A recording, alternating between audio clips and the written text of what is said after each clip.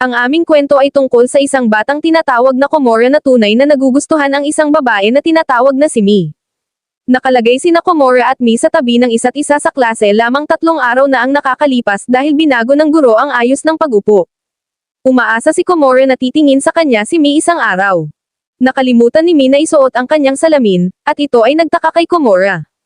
Hindi siya sanay na makakita kay Mi nang walang kanyang salamin, ngunit gusto niyang makilala siya ng mas mabuti bago tanungin ito tungkol dito. Sinabi ni Mi kay Komora na huwag isipin na galit siya dahil nakalimutan niyang isuot ang kanyang salamin ngayon. Namangha si Komora na kausap na niya si Mi ng ganoon kabilis. Binanggit niya na hindi nakakalimutan ni Mi ang kanyang salamin. Kahit na hindi tiyak si Komora tungkol sa pagtulong kay Mi, ipinapangako niya na susuportahan siya. Ngayon, hiningan namin si Komora na tulungan siya na hanapin ang aklat sa kasaysayan na kailangan nila. Nag-aalok si Komora na ibahagi ang kanyang aklat sa kanya. Kapag lumapit siya, kinakabahan si Komora dahil iniisip niya na napakaganda niya, ngunit hinayaan niyang umupo siya kasama niya, at ginamit nila ang aklat ng sabay. Nahihirapan si Mi sa pagbasa ng walang kanyang salamin at humihingi ng paumanhin kay Komora. Napakasaya ni Komora na malapit kay Mi, kaya hinayaan niya itong gamitin ang aklat mag-isa. Habang nag-aalala si Mi sa pagbabasa, napagtanto ni Komora na naging malapit na siya sa kanya sa paglipas ng panahon.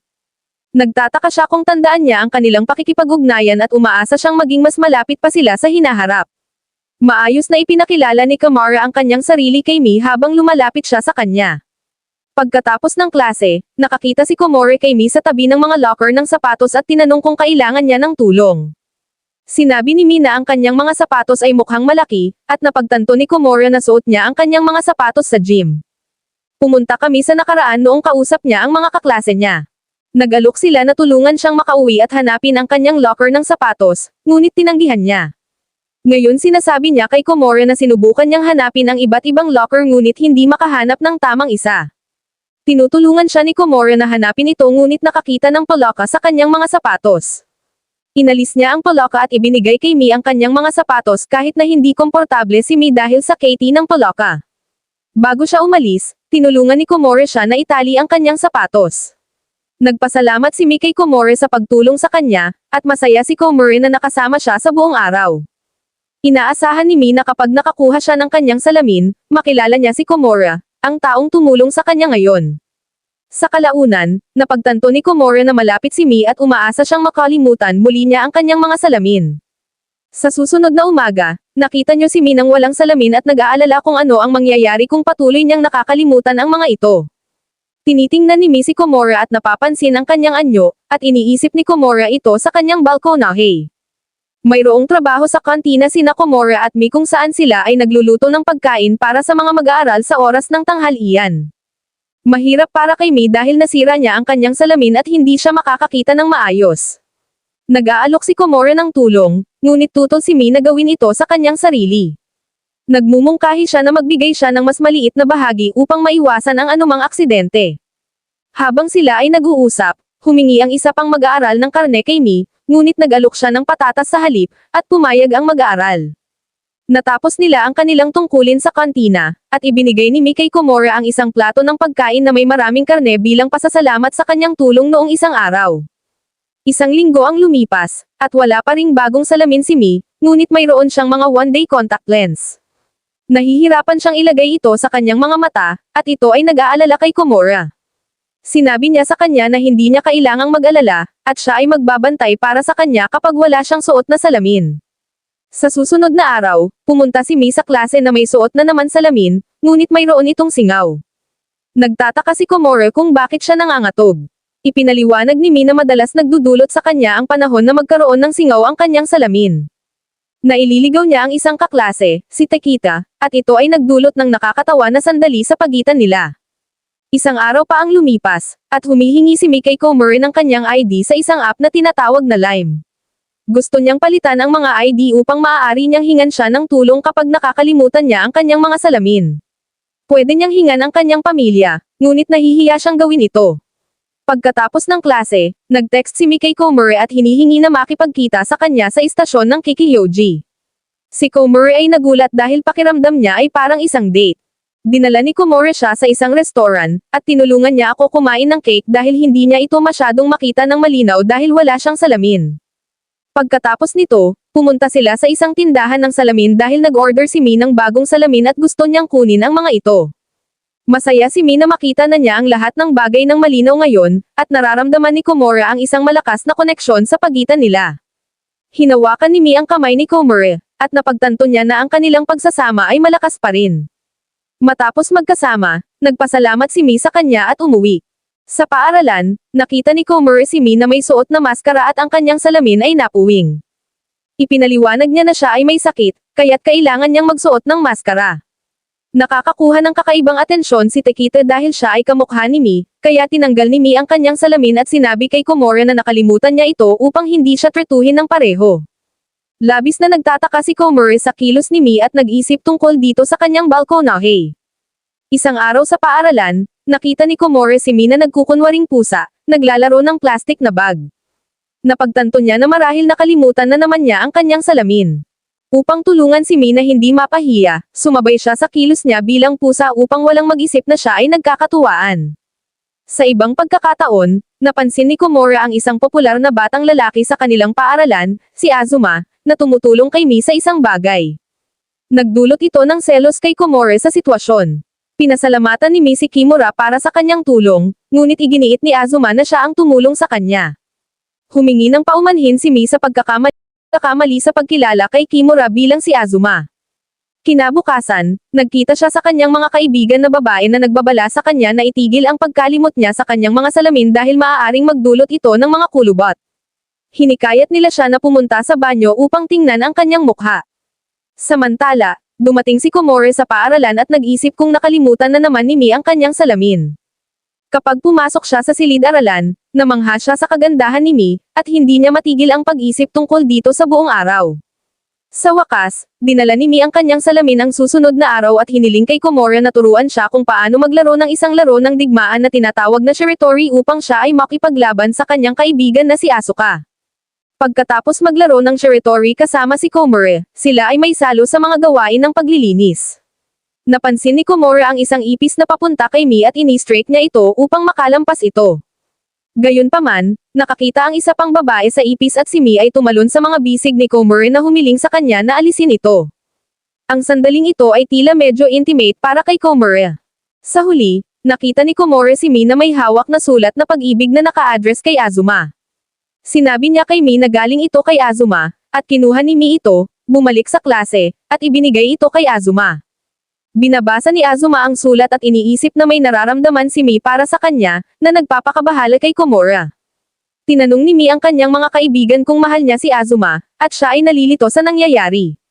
Sinabi ni Mi na gusto niya si Azuma at Komura, ngunit hindi sigurado si Komura kung ano ang ibig sabihin niya. Nangangamba sa sitwasyon, sinusunod ni Komura si Azuma sa banyo at nakita niya itong nagbabasa ng sulat. Nababahala si Komura sa kung ano ang maaaring sabihin nito at bumalik sa klase. Tinanong niya si Mi kung ano ang tingin niya kay Azuma dahil natatakot siyang baka may nararamdaman siya talaga para sa kanya. Sinabi ni Mi na gusto niya si Azuma sa kanya, ngunit gusto ni Komura na mas maunawaan ang kanyang mga damdamin. Lumapit si Azuma kay Mi na may tugon sa sulat na nag-aalala kay Komura. Tumingin si Komura sa sulat at napagtanto na alam ni Azuma na may gusto siyang maramdaman siya para kay Mi. Sinabi ni Azuma sa ibang mga babae na si Mi ang nagbigay ng sulat ng iba. Komura ay nagbibigay kaalaman kay Mi tungkol sa nilalaman ng sulat, at pareho silang nagbago ang opinyon tungkol sa mga popular na bata. Isang araw, nadadapa ng aksidente si Komura kay Mi habang siya ay nagtatangkang bumili ng kape mula sa isang machine nang hindi dala ang kanyang salamin. Si Mi ay nauuwi sa maling kape at iniaalok ito kay Komura, ngunit nag-atubiling inumin ito ni Komura dahil hindi direktang hinawakan ni Mi. Sa sumunod na araw, si Komura ay nagmamadali papunta sa paaralan, at napapansin niya na si Mi rin ay late at nakalimutan na naman ang kanyang salamin. Napagtanto niya na ang damit ni Mi ay tila magulo, na nakakahiya para sa kanya.